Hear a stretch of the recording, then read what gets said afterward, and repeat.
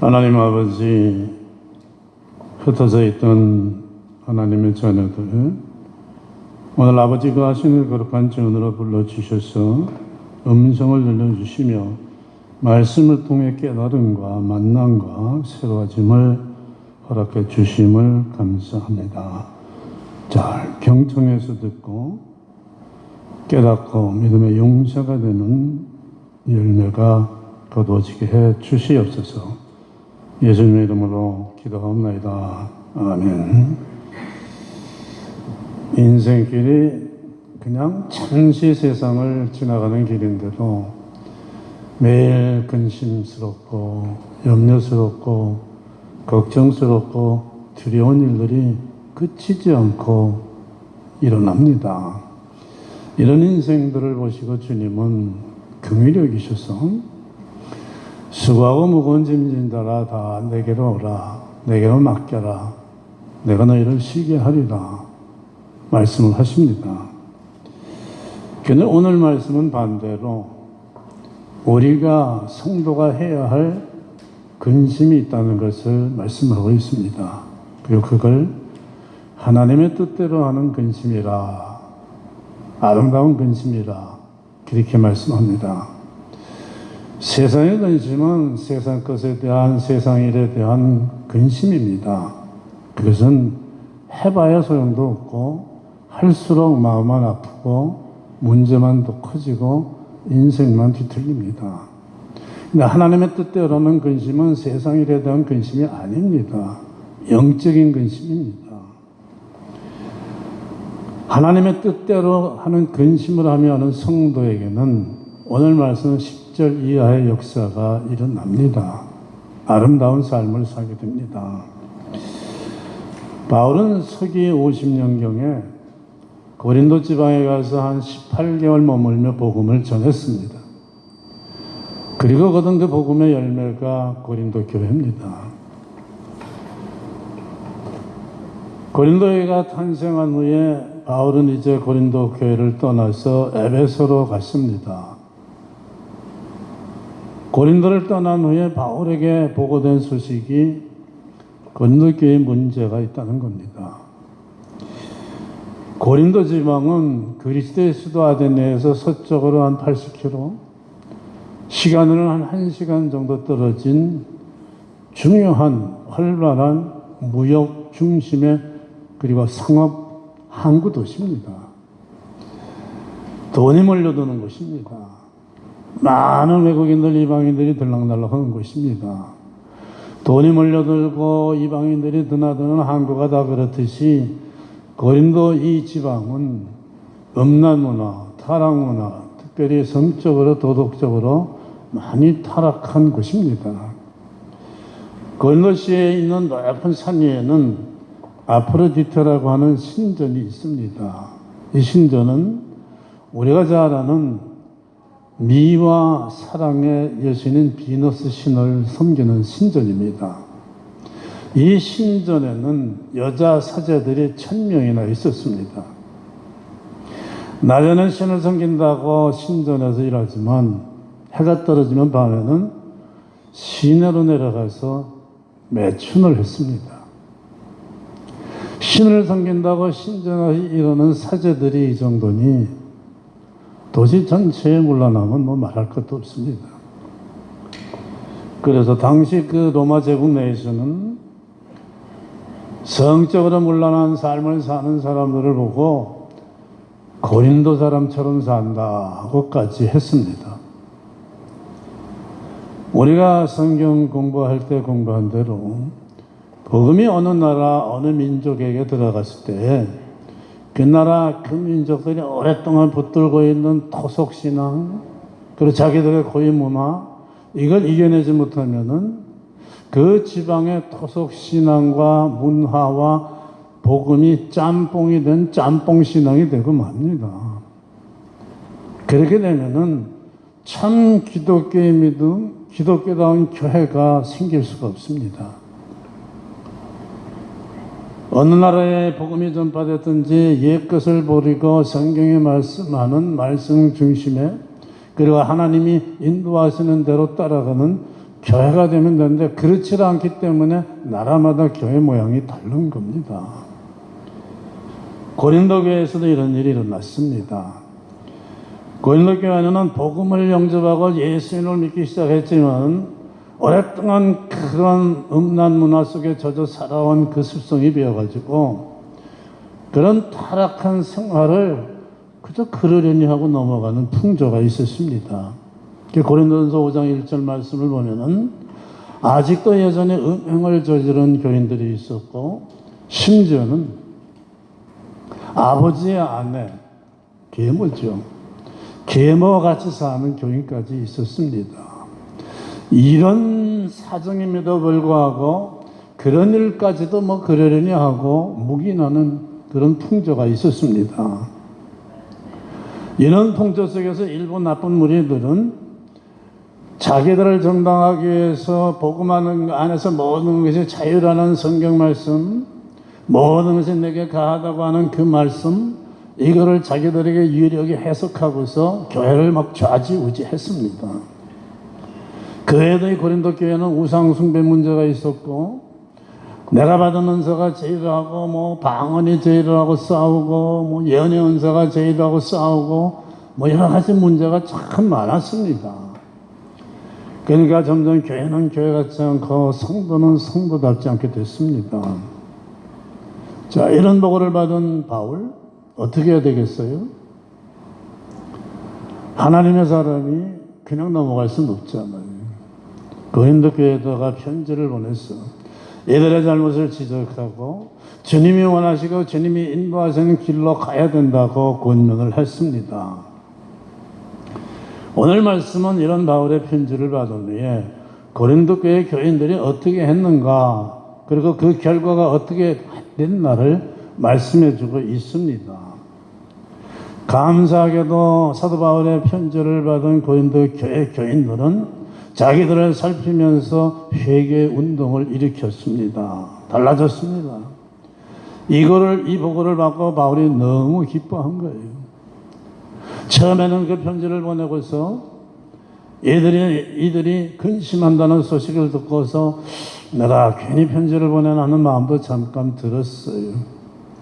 아들 녀석이 딸이 잘못을 대 야단을 쳤는데 그 아이들이 기가 준 걸 보고 엄마의 마음은 또 한편으로는 아프지 않습니까? 그런데 이들이 회개하고 달라졌다는 소식을 듣고 바울이 너무 기뻤습니다. 그래서 어떻게 이런 일이 일어났는가, 결과가 어떻게 됐는가를 말씀해 주고 있습니다.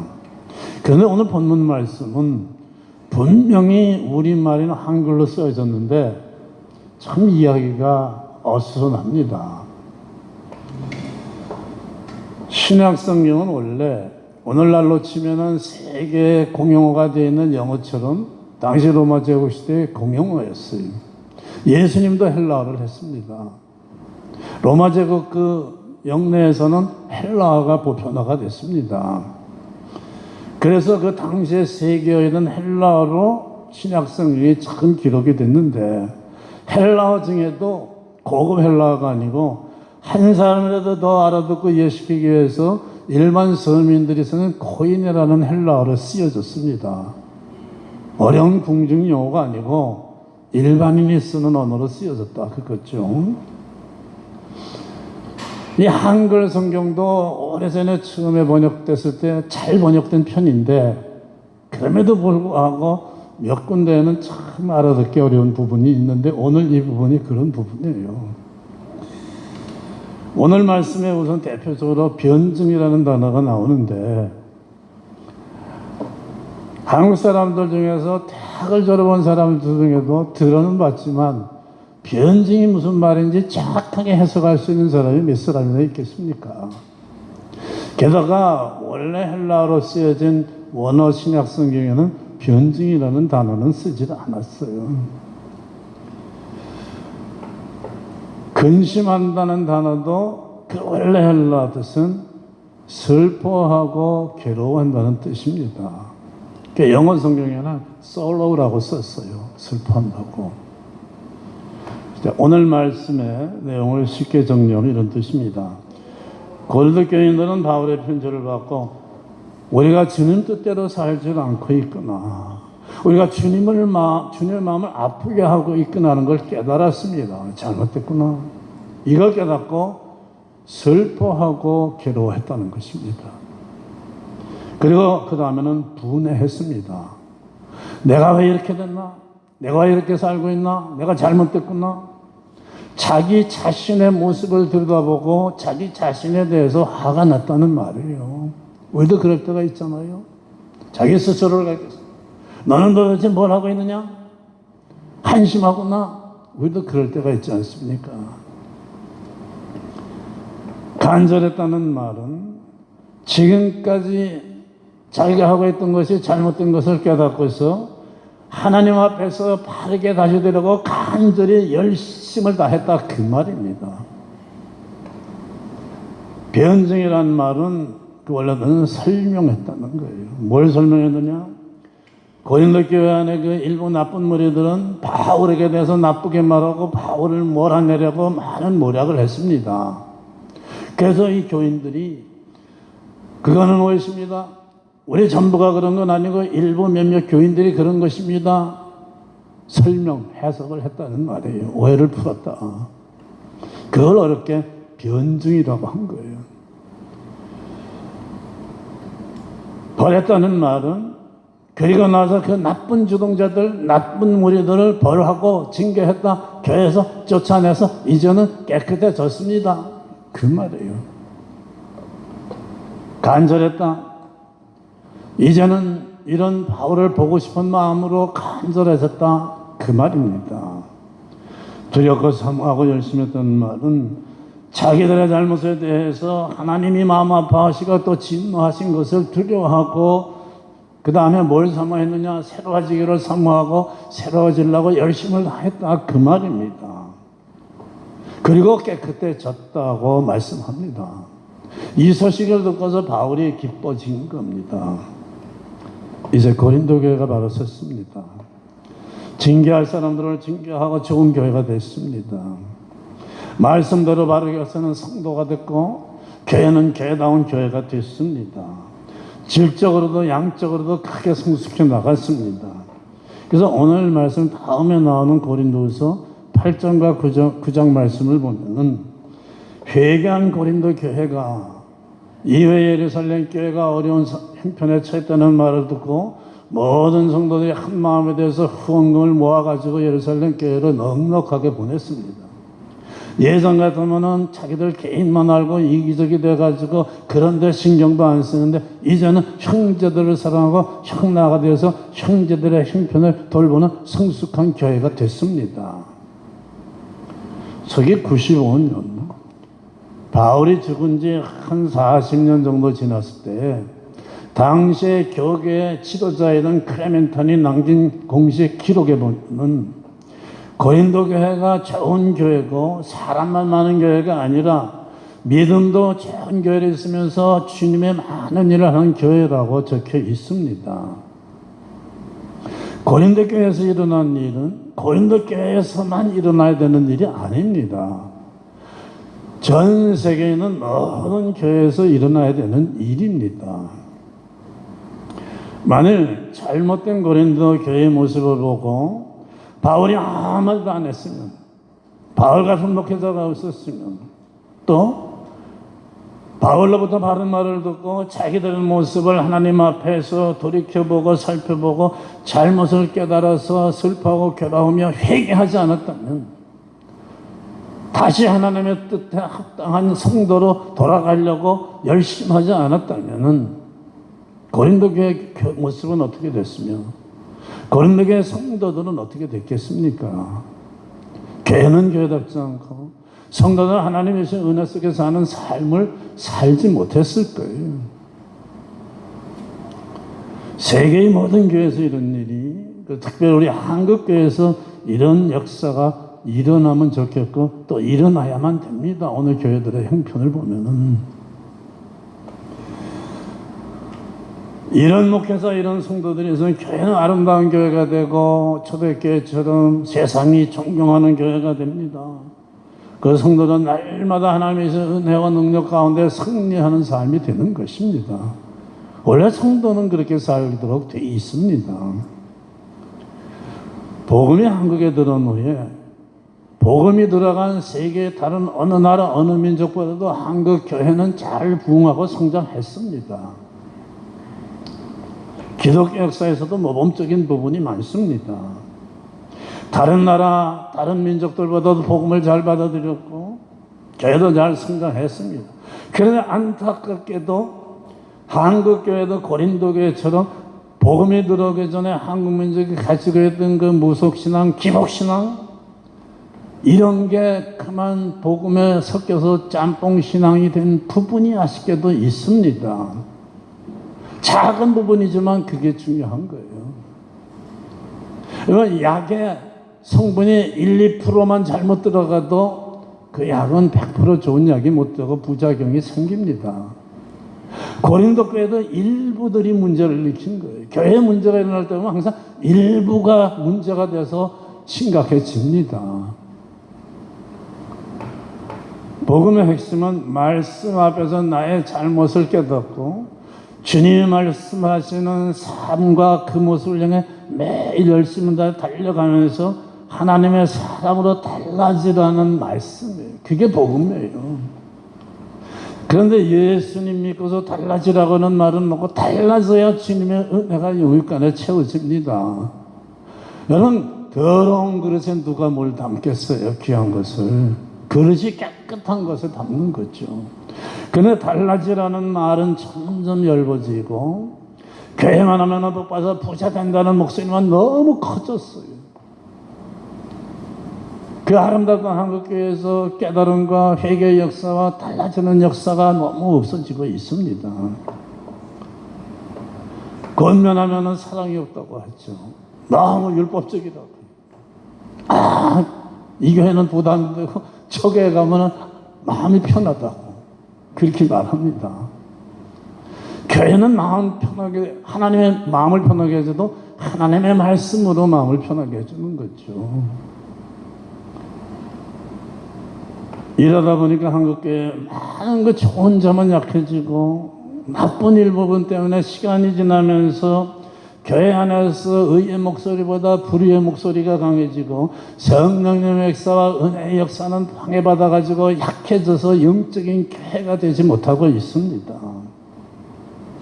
여러분 큰 놀라운 일을 하고 많은 것을 만들어내는 훌륭한 기계도 그 안에 있는 그만 한 가지 부분만 있어도 쓰고 돌아가지 못합니다.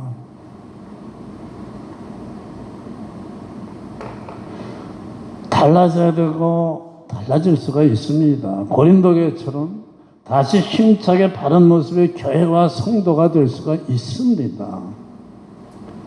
목회자는 목회자대로 내가 지금 하나님이 주신 사명을 하나님이 원하시는 말과 하나님에서 합당한 방법으로 사역하고 있는지를 근심하며 회개할 것 회개하고 달라지면 됩니다. 교인 대비를 마치고 사람의 숫자만 늘리려고 하는 그런 교회를 만드는 일에 열심히 하지 말고 주님의 마음을 살피고 믿음 충만한 주님의 제자들을 만드는 일에만 열심히 하면 되는 거예요. 나머지는 주님이 하시는 거예요. 성도들은 성도들은 하나님의 말씀을 사모하고 하나님의 말씀 앞에서 내가 날마다 시간마다 하나님을 따라 사는가 아는가 살피고 잘못된 것이 있으면 슬퍼하고 괴로워하고 회개하고 방향을 돌이켜서 열심히 주님의 말씀대로 살려고 노력하면 회복이 되는 겁니다. 성경이 회개하라고 하지 않습니까? 세례 요한도 예수님도 와서 첫 메시지가 회개하라 아닙니까? 회개가 믿음 생활의 첫걸음이에요. 그거 함으로 모든 게 시작되고 은혜의 문이 열립니다. 회개가 없는 것은 달라지지 않는 것은 성령님의 역사, 하나님의 역사, 하나님의 은혜가 채워지지 않습니다.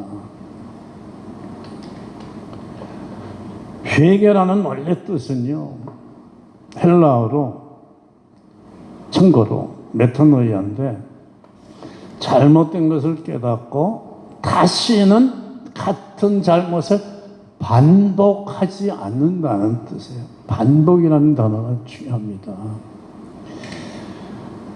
내가 잘못했다, 미안하다는 것은 그 정도는 깨달은 것에 불과하죠. 깨닫기만 한 거예요. 아직 완전하지 못합니다. 다시는 안 하겠다고 결심하는 건 결심까지는 했지만 아직 완전한 건 아니에요. 행함이 없죠. 깨닫기만 하고 결심 안 한 것보다 낫지만은 결심까지 한 것은 아직 완전한 게 아니에요. 깨닫고 결심하면 결심한 것을 행할 때에 그게 회개예요.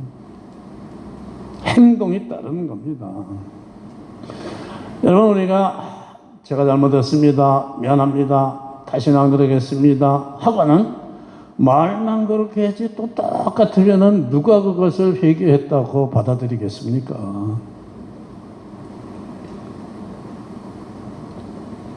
사람이 어떻게 한 번에 달라집니까? 어떻게 한 번 은혜 받고 완전하게 달라집니까? 맞습니다. 정확해요. 한 번 은혜 받았다고 100% 완전하게 달라지지 않습니다.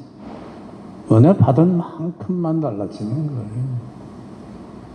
오늘 받은 은혜로는 오늘 받은 은혜의 분량만큼 달라지고, 그래서 내일도 또 은혜를 받아야 돼요. 그건 그만큼 또 달라집니다. 다시는 같은 잘못을 반복하지 않는다는 말의 뜻을 정확히 알아야 됩니다. 하나님도 우리의 그런 영역을 아십니다. 한 번에 완전히 달라지지 않는 걸 아세요. 그래서 어제보다 오늘보다 내일 조금씩이라도 달라지면 그걸로 기뻐하시고 됐다 하시며 기다려 주십니다. 어제는 내가 잘못을 하고도 잘못인지도 모르고 아무 생각 없이 그 잘못을 저질렀지만 은혜를 조금 받아서 오늘은 어제 내가 한 게 잘못된 걸 깨닫습니다. 깨닫기는 했는데 여러 번 생각은 했지만 또 똑같은 잘못을 합니다. 그래도 달라진 거예요. 어제는 알지도 못하고 저질렀지만 이제는 알잖아요. 깨닫잖아요. 그러면 달라진 거예요. 다음 날은 또 좀 달라지지 않겠습니까? 조금씩 달라지는 거예요. 하나님은 이걸 아세요. 그래서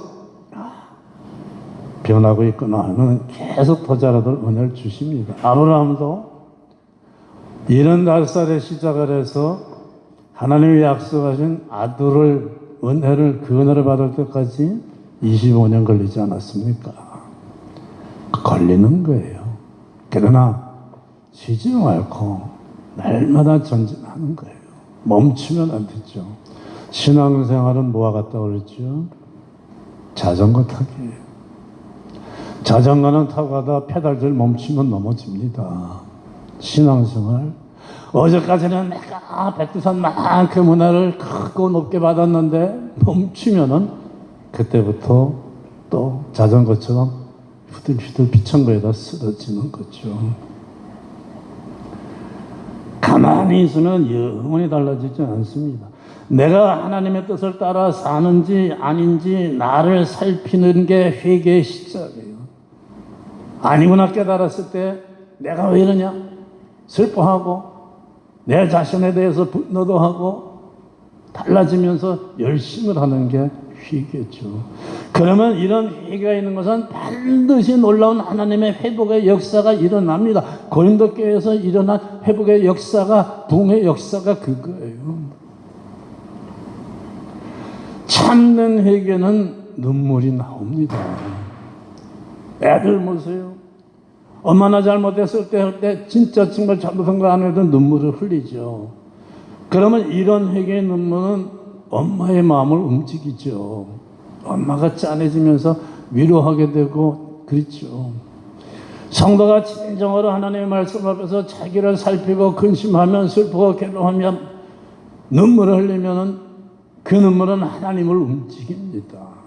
하나님의 위로가 따라오고 회복의 역사가 따라오고 능력과 은혜를 채워주십니다.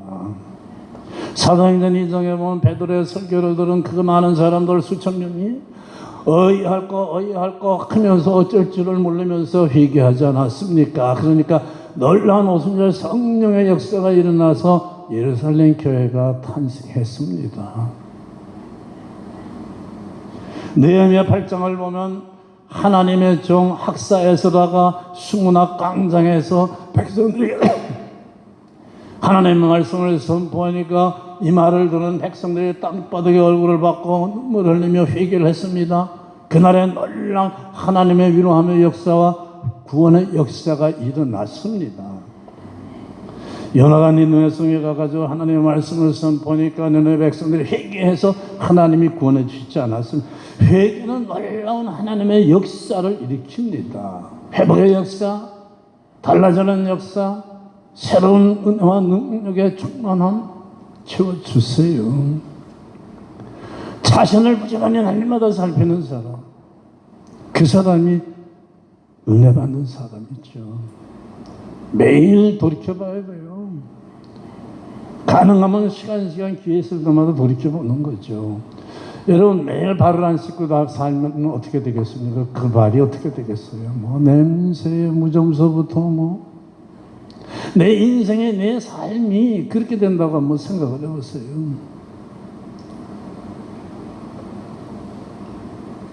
회개라는 것은 이렇게 자신을 매일 하나님의 뜻에 비춰 살펴보는 거예요. 농사를 치면 농부가 씨를 뿌린 다음에 매일 밭에 나가면서 잡초를 뽑고 돌을 골라내고 돌보는 것과 같은 겁니다.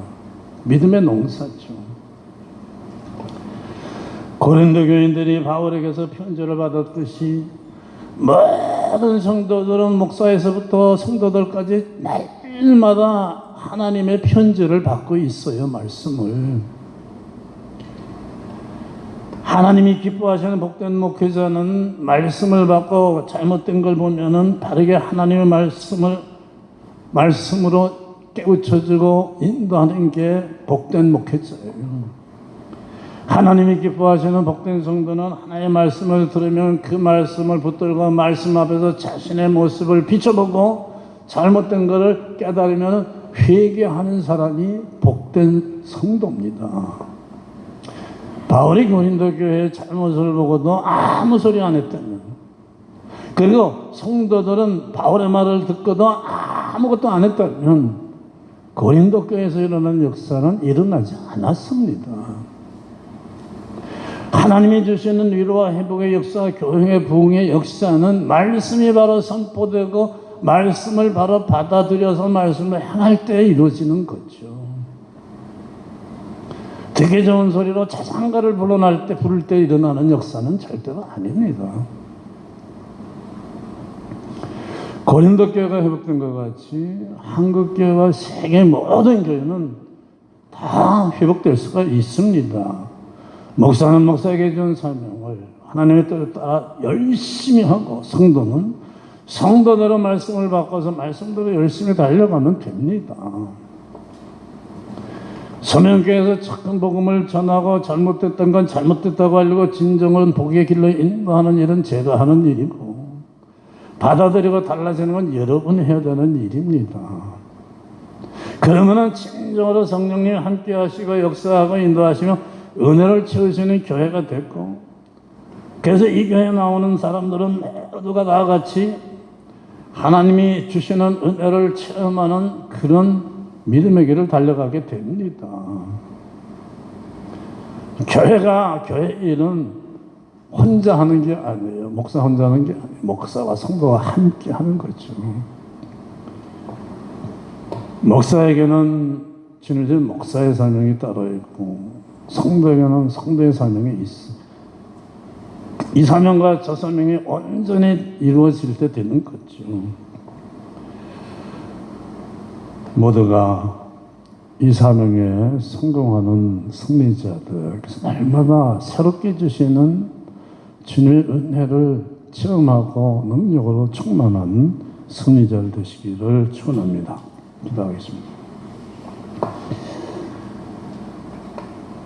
십자가에 달려 찢기시고 찔리시고 그렇게 울리신 십자가 보혈 위에 교회가 태어났습니다.